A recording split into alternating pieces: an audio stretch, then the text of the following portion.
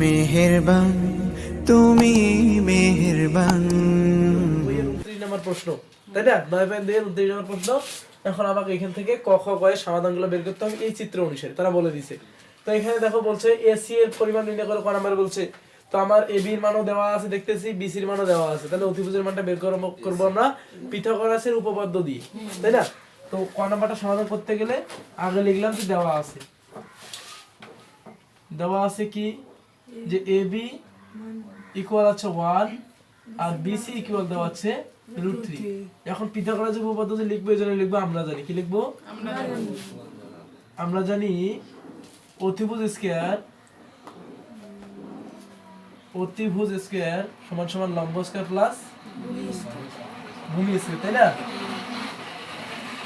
আচ্ছা, এখানে অতিভুজ মানে আমরা জানি এসি, তাই না? হলো স্কয়ার। আর এখানে লম্ব ভূমি যেহেতু আমাদের কোণের কথা বলে না, কোণ অনুসারে তো লম্ব ভূমি চেঞ্জ হয়, তাই না?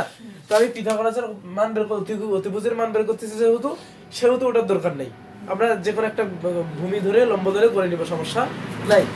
আচ্ছা, কারণ আমরা জানি লম্ব আর ভূমি যে কথা, ভূমি আর লম্ব একই কথা যোগ করার ক্ষেত্রে, তাই না?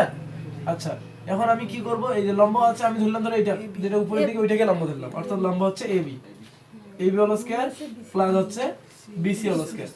এখন মান বসাবো, এসি তো মান নেই, আমার এসি মান বের করতে হবে, এটা রেখে দিলাম। এদিকে এবির মান কত আছে বলো তো, এই যে 1, তার উপরে স্কয়ার প্লাস এটার মান আছে √3, তার উপরে হলো স্কয়ার। এসি ঠিক আছে, হলো স্কয়ারও ঠিক আছে, এখানে 1 প্লাস কি হবে বলো তো 3, স্কয়ার উপর কাটাতে থাকবে 3। আমাকে লাগে এসি মান, আমি এসিটা দেখে দিই, স্কয়ারটা ওই দিক দিয়ে কি হবে √4, তাই না? অতএব এসির মান কি আসবে, 4 এর উপর বর্গমূল করলে আসবে 2। এটা হচ্ছে আমাদের এসি মান বের হয়ে গেল। এই ছিল আমাদের পরামর্শ। এখানে একই কথা আবার লিখবো, দেওয়া আছে এই যে এবি সমান এত, বিসি সমান এত। এবার চিত্র কিন্তু ক নম্বরে যেটা আছে ওইটাই করবা, খ নম্বরে একটা চিত্র দিয়ে সবগুলো হবে। কিন্তু এখন আমি খ নম্বর করার সময় আমি এই চিত্রটা আমি প্রশ্নের জন্য কিন্তু তুলছি, আর তোমরা তো তুলবা না, তোমরা এইখানে কিন্তু তুলবা ক নম্বর করার সময়, এখানে চিত্রটাকে তুলবা দেখে দেখে। তারপর যখন খ নম্বর করবা, তোমরা যদি পৃষ্ঠা উল্টো লাগে, তোমাদের এই যে বারবার মান দেখা যায় উল্টো উল্টো করা লাগে, এটা যদি তোমাদের সমস্যা মনে হয়, তাহলে খ নম্বর আর একটা চিত্র অঙ্কন করবা। আর যদি তোমার সমস্যা মনে না হয়, তুমি ক নম্বরের চিত্র থেকে করে নিবা, ঠিক আছে? কিন্তু ক নম্বর চিত্রে এইটার মাঝে আমি 2 বের করলাম, ওইটা আমি বসিয়ে দেবো পরে, বুঝছো? আচ্ছা, আবার এখানে আমি এই যে এসির মানটা কত থেকে পাইছি, ক হতে পাইছি, এই জন্য ক হতে প্রাপ্ত বা পাই একই কথা। ক হতে পাই কি, এসি সমান প্রাপ্ত সমান এসি সমান কত বলো তো 2, শেষ। এখন আমাকে বলছে tan a plus tan c এর মান নির্ণয় করো। তাহলে মান নির্ণয় করতে বলছে, আমি লিখলাম প্রদত্ত রাশি। কি লিখলাম? প্রদত্ত রাশি। প্রদত্ত রাশি ছিল tan a plus tan c, তাই না? tan সমান আমরা জানি কিন্তু লম্ব বাই কি বলতো রে, লম্ব বাই ভূমি। tan সমান জানি কি, লম্ব বাই ভূমি। তো সেই ক্ষেত্রে আমি আগে এই ত্রিভুজ অনুসারে আমি মান বসাবো, ঠিক আছে? tan a মানে এইটা কোণ ধরতে হবে, tan a অনুসারে লম্ব বাই ভূমি মানে কি, সূক্ষ্মকোণের বিপরীতে যেটা থাকে সেটা হচ্ছে লম্ব, আর সূক্ষ্মকোণ সংলগ্ন কোণ হচ্ছে ভূমি। তাহলে আমরা জানি tan সমান লম্ব বাই ভূমি। tan a যেহেতু বলছি, এই কোণ অনুসারে লম্ব হচ্ছে এইটা, ভূমি হচ্ছে এইটা, অর্থাৎ লম্ব বাই ভূমি মানে বিসি বাই কি লেখা যায় বলো তো, এবি। কথা বুঝাইতে পারছি? tan অনুসারে এই যে দুইটা tan দিছি, কিন্তু এখানে a আর এখানে c, এইটাই পার্থক্য। তার মানে সূক্ষ্মকোণ দুইটা আলাদা, কি বলতো, সূক্ষ্মকোণ দুইটা আলাদা, এখানে প্লাস দিলাম। এবার আবার tan c, tan সমান তো আমরা তো জানি যে লম্ব বাই ভূমি হয়, তাই না? লম্ব বাই ভূমি। এখন c অনুসারে লম্ব কোনটা, ab, ভূমি কোনটা, bc। তাহলে এখন এখানে লিখবো আমি ab বাই bc, মানে এটার উল্টাটা। কথা বুঝছো? যেহেতু কোণ আলাদা, আমার কথা বুঝতে পারছো? তাহলে tan a অনুসারে আমি এই সূক্ষ্মকোণ অনুসারে লম্ব নিচে এটা, ভূমি নিচে এটা, আর tan c মানে c কোণ সূক্ষ্মকোণ নিয়ে আমি লম্ব নিচে হচ্ছে এইটা, ভূমি নিচে হচ্ছে এটা। কথা বুঝছো? এবার এখন আমরা মানগুলো বসাই। bc এর মান কত বলো তো, b এবং c, bc এর মান হচ্ছে √3 আর ab এর মান হচ্ছে কত বলো তো 1, প্লাস ab এর মান 1, bc এর মান হচ্ছে √3। এখন আমরা কি করব, 1 আর √3 লসাগু করব। 1 আর √3 লসাগু হচ্ছে √3। √3 কে 1 দ্বারা ভাগ করলে কত হয়, √3 হয়। √3 কে √3 দ্বারা আমি গুণ করলে হবে √3 হোল স্কয়ার, তাই না রে? প্লাস √3 কে √3 দ্বারা ভাগ করলে 1, 1 কে 1 দ্বারা গুণ করলে 1 এ থাকে। আচ্ছা, ইকুয়াল আমি কি লিখতে পারবো, স্কয়ার রুট ওভার কাটা যায়, উপরে থাকবে কত 3 প্লাস 1, নিচে থাকবে হচ্ছে √3। 3 আর 1 যোগ করলে কত হবে 4 ডিভাইড বাই √3। এই আর তো কিছু করা যায় না, এটা হচ্ছে আমাদের आंसर, প্রাপ্ত आंसर। ঠিক আছে? করতে গেলেও তো আমাকে কি লাগবে বলো তো, এই দেওয়া আছে এগুলো লিখতে হবে। এ বি সমান এত, বিসি সমান এত, আর ক হতে প্রাপ্ত এসি সমান শুধু 2, তাই না? এসির মান হচ্ছে 2 বের করছি, এটা লাগবে। আর এখানে একটা নতুন, এখানে দেখো তো, এখানে এক্স ওয়াই চিত্রটাতে আছে, আর এখানে এক্স ওয়াই এর কথা বলছে, তাহলে অবশ্যই এক্স ওয়াই এর সাথে সম্পর্কিত হচ্ছে গ নাম্বারটা, তাই না? চিত্রের এক্স ওয়াই এর সাথে সম্পর্কিত। তো এই জন্য আমি লিখবো কি, এখানে লিখবো যে কোণ, অতএব কোণ এ সমান সমান আমি লিখতে পারবো না কোণ এক্স প্লাস ওয়াই, একই কথা না? কোণ এ যে কথা, কোণ এক্স প্লাস ওয়াই কিন্তু একই কথা। আমাকে যেখানে কোণ এ দিব, ওইখানে আমার কোণ এক্স প্লাস ওয়াই দিতে পারবো। কথা হচ্ছে, যেহেতু আমাকে এক্স ওয়াই এর মান বের করতে হবে। আমরা যখন বইয়ের অঙ্ক করছিলাম না, বইয়ের অঙ্ক 18 number, A plus B A minus B সমীকরণ দুটো যোগ বিয়োগ করে আমরা এ বির মান বের করছিলাম, ঠিক আছে? ঠিক একইভাবে এটাও সমীকরণ তৈরি করে যোগ বিয়োগ করতে হবে। কিন্তু বইয়ে তো সাজানো ছিল, এখানে তো সাজানো নাই, এটা সাজিয়ে নিব আমরা।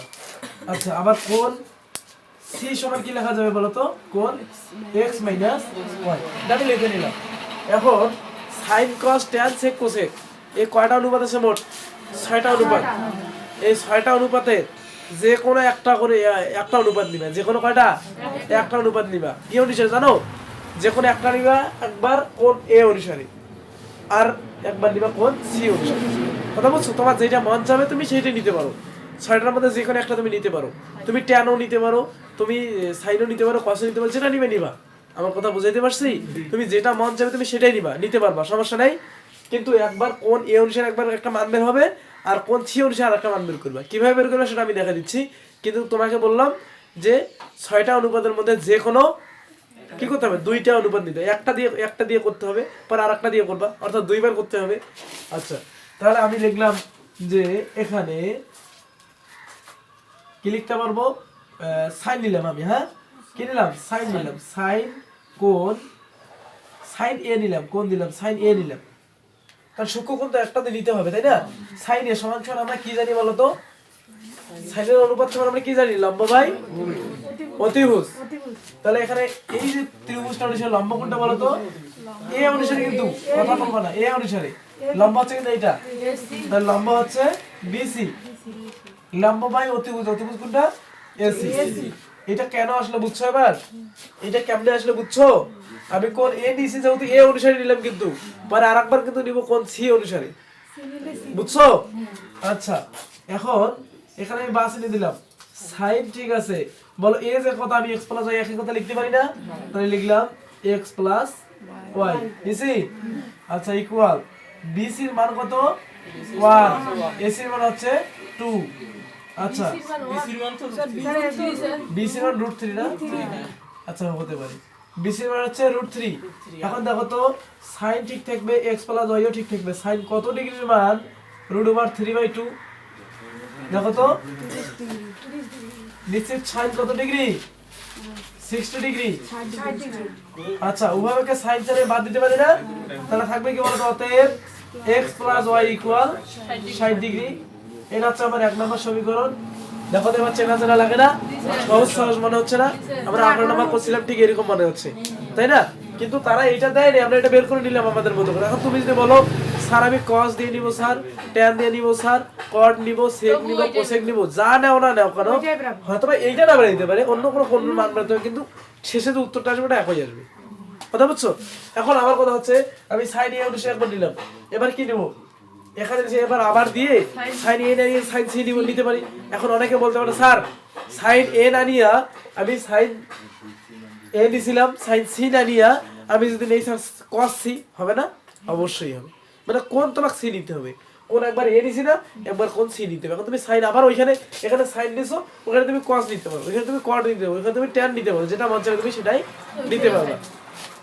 তা যেহেতু সাইন নিছে আমি সাইনই নিলাম আবার, তাহলে এখানে লিখবো কি বলতো? আবার সাইন সি ইকুয়াল এই কন্ডিশনে লম্ব বাই অতিভুজ, এই কন্ডিশনে লম্ব কোনটা? এবি, আর অতিভুজটা হচ্ছে এসি। আচ্ছা, সাইন সি যে কথা আমি লিখতে পারি কি বলতো? x - y একই কথা, এই যে লিখে দিছি যে আগে।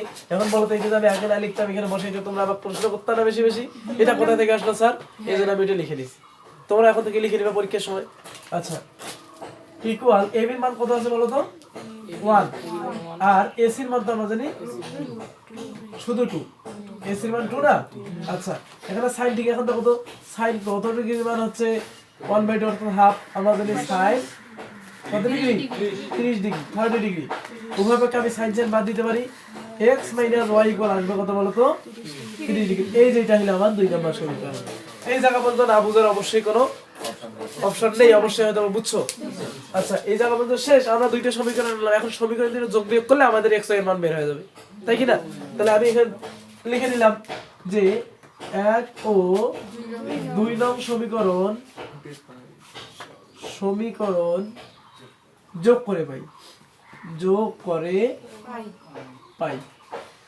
1 নম্বর সমীকরণ ছিল x + y = 60 ডিগ্রি, 2 নম্বর ছিল x - y = 30 ডিগ্রি। যোগ করলে তো কোনো চিহ্নের পরিবর্তন করা যায় না, দরকার নেই। তাহলে যে প্লাস y - y কেটে গেল, x যোগ করলে হবে 2x = 60 এ 90 ডিগ্রি। আচ্ছা, এখানে x এর ঠিক আছে, 2টা ভাগ গুণ আকারে আছে, ওদিক দিয়ে কি হয়ে যাবে? ভাগ হয়ে যাবে। অতএব x এর মান চলে আসলো কত বলতো? 45 ডিগ্রি। এই যে আমাদের x এর মান বের হয়ে গেল। এখন আমি x এর মানটা যে কোনো একটা সমীকরণে বসাই, y এর মান বের হয়ে যাবে।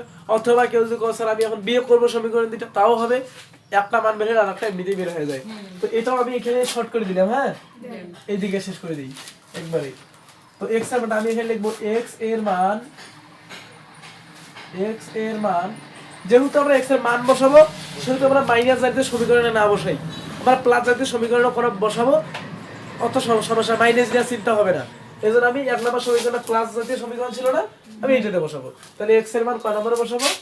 তোমরা 2 নম্বরে বসালে কিন্তু সমস্যা নাই, কিন্তু 1 নম্বরে বসালে অত চিন্তা থাকবে না যে মাইনাস চিহ্নটা নিয়ে। 1 নং সমীকরণে বসিয়ে পাই। আমার লেখা বুঝতে না পারলেও কিন্তু আমি যা মুখে বলছি তা তো বুঝছো।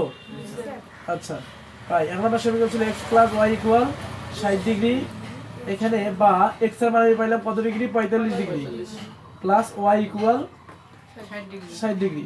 আমাকে লাগে y এর মান y রেখে দিলাম, 60 ডিগ্রি জায়গায় আছে, প্লাস 45 ডিগ্রি দিক যাবে যাবে মাইনাস 45 ডিগ্রি। আচ্ছা, অতএব y এর মান বিয়োগ করলে আসবে কত বলো তো? ঠিক 15 ডিগ্রি। এটা 150 ফিট মনে করা যাবে না। তাহলে আমাদের দুইটা মান বের হয়ে গেল না? আচ্ছা, এখন শেষে উত্তরে লিখবে নির্ণয় মান x = 45 ডিগ্রি আর y হচ্ছে 15 ডিগ্রি। এটা হচ্ছে সমাধান, খুব সহজ ছিল।